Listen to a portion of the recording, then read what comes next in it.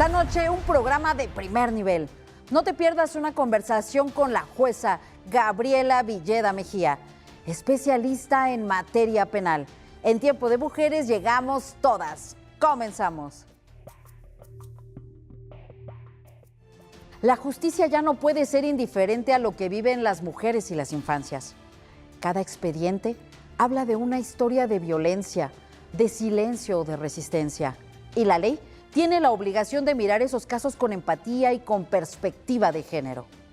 Cuando una jueza escucha a una niña o a un niño, a un adolescente o a una mujer que denuncia, no solo aplica códigos, protege futuros. Su sentencia puede ser la diferencia entre repetir círculos de violencia o romperlos para siempre, entre el miedo y la posibilidad de una vida digna.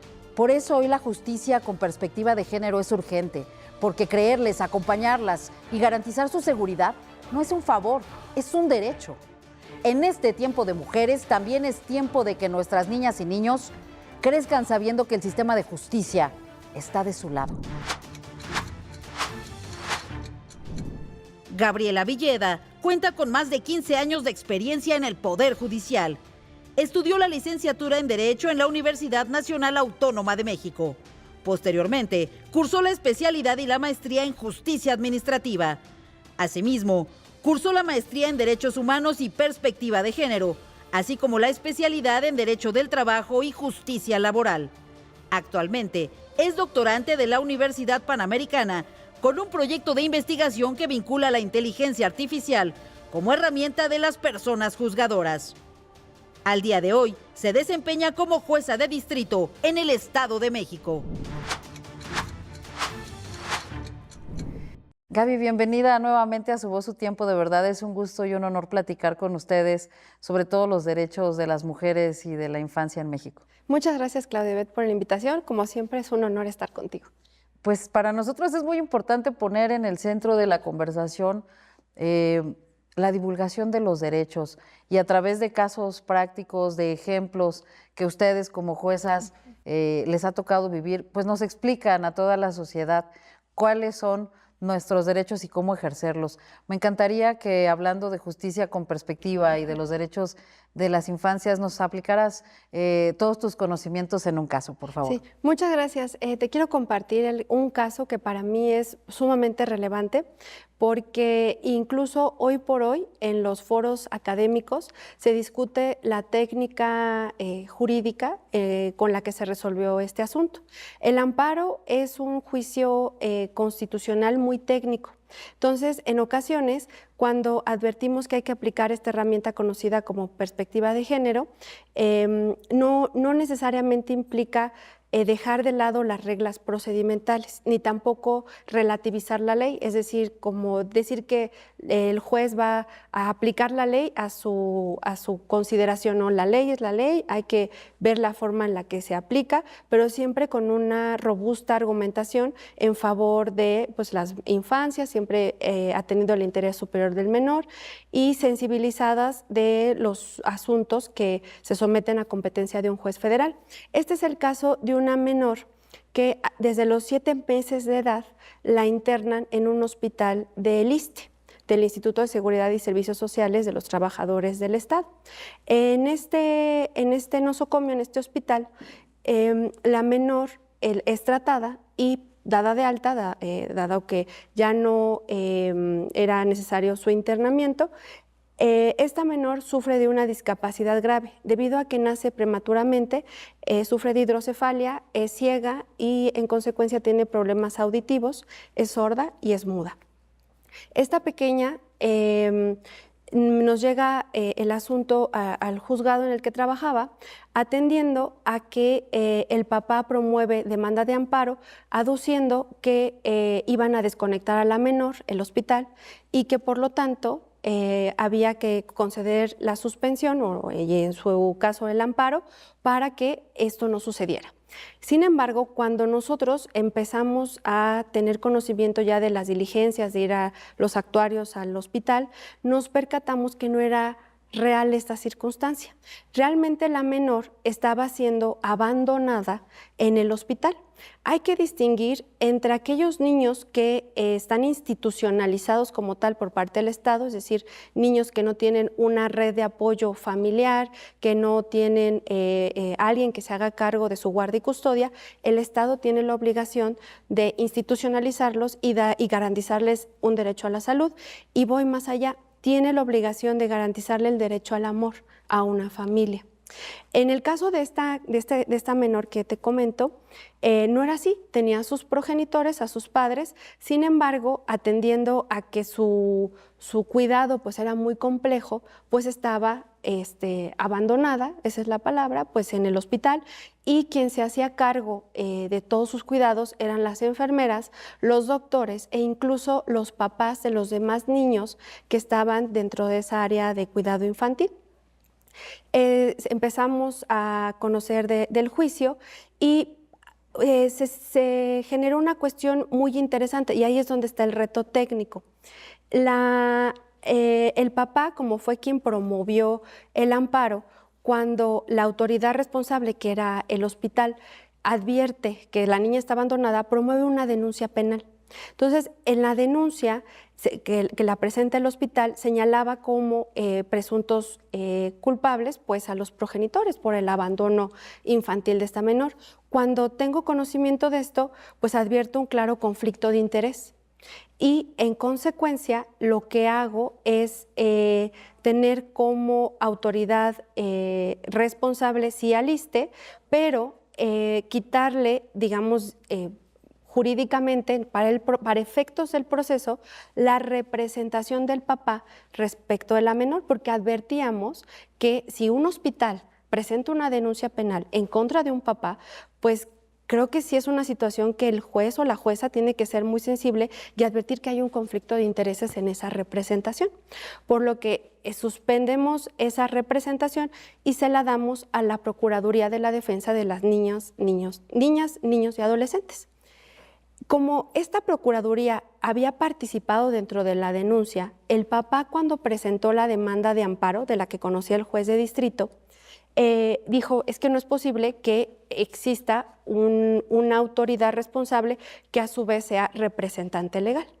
Entonces, es a través de este método argumentativo, que es la perspectiva de género, se dijo, a ver, señores, la menor es una niña que además es discapacitada, que además no tiene una red de apoyo y que de alguna manera está en un limbo de institucionalización porque está a resguardo pues prácticamente del hospital. Entonces, ¿quién es el que debe de asumir este cuidado? Pues el DIF y en consecuencia la Procuraduría de la Defensa de las Niñas, Niños y Adolescentes. Y le quitamos, insisto, para efectos del juicio, esta representación al papá. En la academia, hoy por hoy se discute mucho esta sentencia, pues este caso, porque es paradigmático cómo para efectos de un juicio que viene promoviendo el papá en un principio a favor del menor, el juez pues ahora sí que por sus pistolas, si me permiten la expresión, pues le quita esa representación.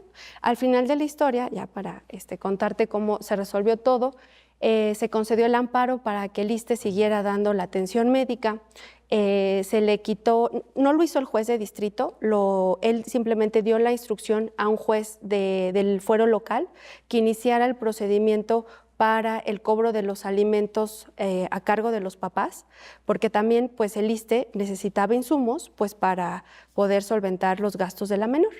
Y ya al final la niña de alguna forma está institucionalizada por parte del Estado y es quien asume ese cuidado y esa guarda y custodia en favor de esta pequeñita. Qué importante, Gaby, que protejan los derechos de los niños, de las niñas, porque también hemos visto muy recientemente, pero es algo que ha ocurrido históricamente, el abandono de los niños, sobre todo de los recién nacidos en la vía pública. Tú eres una conocedora del caso, platícanos sobre todo cuáles son las sanciones y cómo prevenir. Sí, creo que esto es un escenario muy trágico. lo importante, como bien comentas, es la prevención. Hay instituciones privadas como públicas que se dedican a recibir a los menores que por la razón que sea, no se va a juzgar a nadie, pueden entregar al menor para que tenga el derecho pues a una vida digna y sobre todo eso, yo creo que el derecho a tener una familia es tener derecho al amor y el Estado mexicano tiene que garantizar esa circunstancia para los infantes. Menciono una de las que tengo conocimiento ahí en el Estado de México porque además tiene su residencia ahí en donde yo también tengo mi residencia judicial, que es en Naucalpan de Juárez, que es BIFAC, por ejemplo. Es una institución de asistencia privada que recibe a estos niños y se les da todo el seguimiento para que puedan ser adoptables. La adopción tiene que ser un procedimiento además muy ágil y por eso se tiene que priorizar por parte del Estado mexicano para que sean procedimientos rápidos y los menores no estén institucionalizados tanto tiempo y dificulte esta circunstancia poder ser adoptados. El abandono de los bebés, de las bebitas en vía pública, lo estamos viviendo cada vez más en México. Sí, yo creo que si las personas supieran que existe la posibilidad de entregar a los menores sin ninguna, sin ninguna culpa, porque al final los papás que no se pueden hacer cargo de un menor, creo que en el fondo subyace mucho miedo y mucha culpa.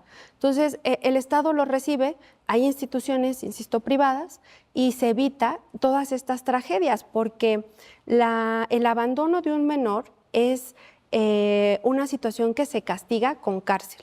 Entonces creo que si los adolescentes o las personas que por la razón familiar, lo que sea que estén atravesando, sepan que el Estado les puede brindar ese apoyo para recibir a los pequeñitos y se les dé una segunda oportunidad de tener el derecho a la familia, el derecho al amor. Lo acabas de decir, se castiga con cárcel, hay consecuencias que muchos de los jóvenes y de las jovencitas en este país no dimensionan, ni siquiera conocen. Exacto. Sí, la prevención es lo mejor. Creo que espacios como en el que estamos es un foro adecuado para comunicar a la población que no hay un estigma social porque se entregue a un menor. Se entiende que hay circunstancias de la vida y eso no se le va a juzgar. Se le va a juzgar si se pone en un riesgo la vida del menor. Si se entrega en estas instituciones, el menor va a estar resguardado, no va a estar en peligro ni su vida, ni su integridad personal, ni su salud. Por el contrario, el Estado va a asumir esa carga y está obligado a proveerle salud, educación e, insisto, una familia, porque además hay muchas parejas, es más, muchas personas solteras que están interesados en formar una familia. Hoy por hoy el modelo de familia ya no es el modelo clásico de antaño. Hoy una familia, es más, ya hasta se acepta interespecie, ¿no? Ya se ha abordado sobre estos temas el Poder Judicial de la Federación y en ese sentido todos los modelos de familia son aceptados. ¿Y por qué no una persona que desea adoptar un menor, bajo la condición que sea, es posible a través de su institucionalización? ¿Cuáles son estas penalidades? ¿Cuáles son estos castigos que se pueden imponer, estas sanciones a quienes dejan abandonado a un menor poniendo en riesgo su vida en la vía pública, en bolsas de basura, para todas estas trágicas noticias que vemos día tras día? Sí, lamentablemente se configura el delito de tentativa de infanticidio si el bebé sobrevive y está altamente castigado con cárcel. En el Estado de México se pueden alcanzar hasta penalidades de 18 a 20 años, dadas las circunstancias agravantes en las que se abandona el menor. Es decir, si se abandona, como dices, en vía pública, con el riesgo claro de que el bebé fallezca, se agrava este hecho. Entonces, no hay como poner en manos del Estado, estas instituciones, a los menores para no cometer estos delitos. Gaby, muchas gracias por esta interesante conversación, por explicarnos todos estos temas que son complejos, pero de los cuales tenemos que hablar. Muchas gracias. Al contrario, gracias a ti, Claudia y Beth, y muchas gracias. Gracias a usted por acompañarnos también. Lo vemos el próximo sábado a las 11:15 de la noche con mucha más información.